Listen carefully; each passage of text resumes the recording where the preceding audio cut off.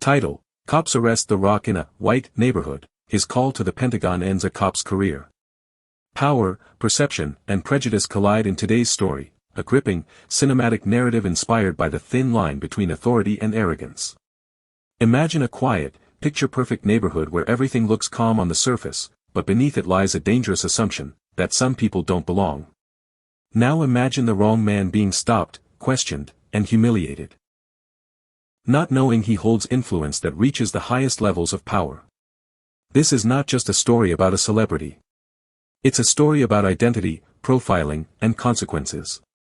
It explores what happens when judgment replaces justice, when a badge is used as a weapon instead of a responsibility, and when respect is denied based on appearance rather than truth. Our main character is a man the world thinks it knows. A global icon, disciplined, calm, and deeply connected to institutions far bigger than the street he's standing on. But on this night, none of that seems to matter. To the officers involved, he's just a problem in the wrong place. What they don't realize is that one phone call will change everything, not with threats, not with violence, but with quiet authority and undeniable truth. This story will make you uncomfortable. It will make you angry. And it will make you think. So sit back, lock in, and watch how a single moment of arrogance leads to a career-ending reckoning. The neighborhood of Silver Oak Heights was the kind of place that didn't believe crime existed. Wide streets, trimmed hedges, identical mailboxes, and houses so clean they looked staged.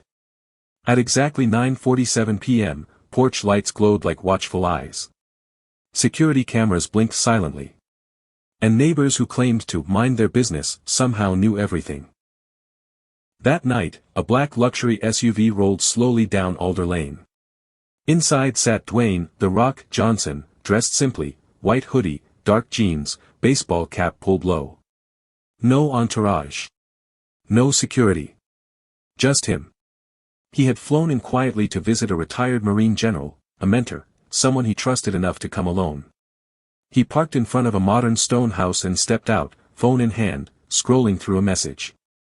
That's when the first patrol car slowed. Officer Brad Keller noticed him immediately.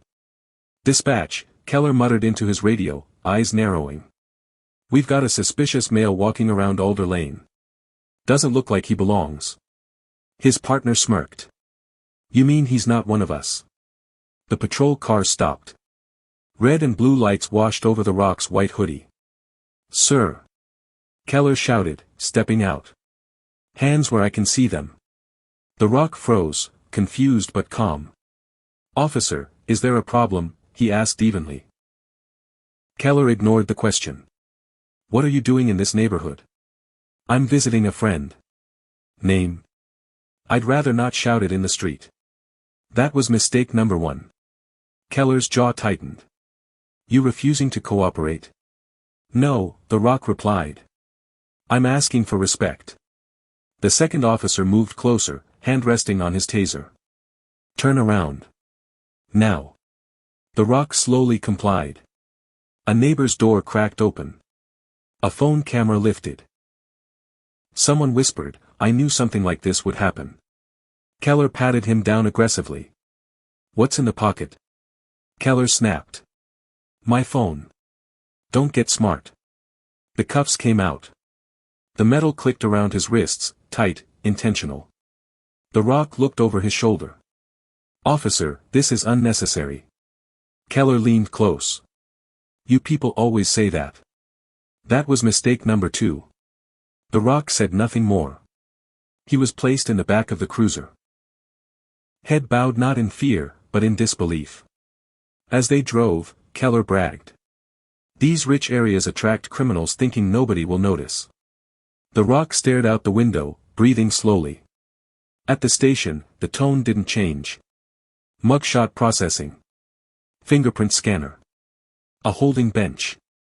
No charges explained. No rights read. Finally, a desk sergeant glanced at the intake form. "Name?" the sergeant asked without looking up. "Dwayne Johnson." A pause. The sergeant laughed. "Yeah. And I'm Batman." The Rock didn't flinch. "May I make a phone call?" he asked. Keller scoffed. "Call whoever you want." The Rock stood, cuffs still on, and dialed a number from memory, a number most men didn't even know existed. It rang once. Twice. A voice answered. Calm. Direct. Pentagon operations. The room went silent. The Rock spoke quietly. This is Dwayne Johnson. Former liaison with Joint Command. I'm being detained unlawfully in Silver Oak Heights. The color drained from the sergeant's face. Keller laughed nervously. He's bluffing. The voice on the other end changed. Sir, please stay exactly where you are. Within seconds, phones started ringing across the station. One officer whispered, "Wait, is that him?" The desk sergeant swallowed hard. Keller's smile disappeared. Outside, black SUVs pulled up without sirens. Men in dark suits stepped out. The station doors opened. And the power dynamic flipped, instantly. But that reckoning. That comes in part 2. The Silver Oak Heights police station had never felt smaller. The doors swung open slowly, not kicked, not rushed, just opened with quiet authority. 3 men in dark suits stepped inside, followed by a woman in a military uniform so crisp it seemed unreal. No badges were flashed. None were needed. Every officer in the room instinctively stood up. The desk sergeant's voice cracked. "See, can we help you?" The woman spoke calmly. "You already have. By detaining the wrong man." Her eyes moved across the room and locked on Dwayne Johnson, still handcuffed, still seated. "Sir," she said respectfully, "we're here for you." Keller laughed, one last, desperate attempt to regain control. "This is ridiculous." He claimed he was the Rock. People do that all the time. One of the suited men finally spoke, his voice low and surgical. "Officer Keller, you arrested a federally cleared defense liaison, a former military contractor, and a man whose emergency clearance outranks your entire department." Silence. The man continued. "You also failed to read him his rights, unlawfully detained him without cause, and used discriminatory language on body cam." Every officer slowly turned toward Keller. The Rock stood as the cuffs were removed. His wrists were red, but his posture was unbroken. "I told you this was unnecessary," he said quietly. The desk sergeant stammered. "Sir, we had no idea." The Rock looked around the room. "That's the problem. You didn't care to know." Outside, the quiet neighborhood that had birthed the arrest was now lined with unmarked federal vehicles. Neighbors peeked from behind curtains, phones recording, whispers spreading like wildfire. Inside, Keller was sweating. "Wait," he said, voice rising. "So we're just supposed to believe he's important because he made a phone call?" The woman in uniform turned to him slowly. "No," she replied. "You're supposed to believe it because your chief just got suspended." Phones buzzed. An officer checked his screen. "Sir. Internal Affairs is on the way." Keller's confidence collapsed. But he was suspicious," Keller insisted. "Walking alone. Late. In a high-value area." The Rock stepped forward.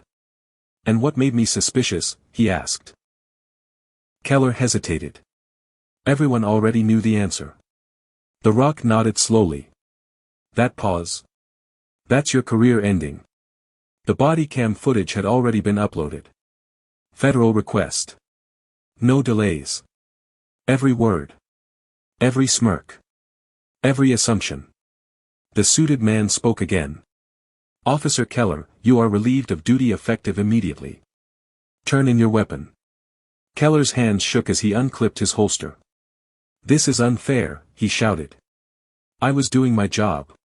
"No," the woman corrected. "You were abusing it." Keller was escorted out, not in cuffs, but in disgrace. The same walk he forced others to take. The Rock watched without satisfaction.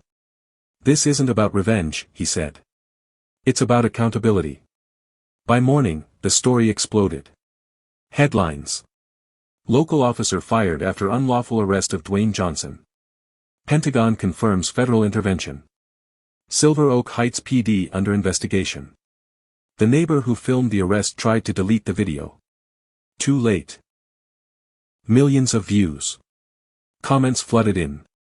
This happens every day to people without influence. Imagine if he didn't have that number. Same badge, different treatment. The police chief held a press conference by noon. We acknowledge systemic failures, he said.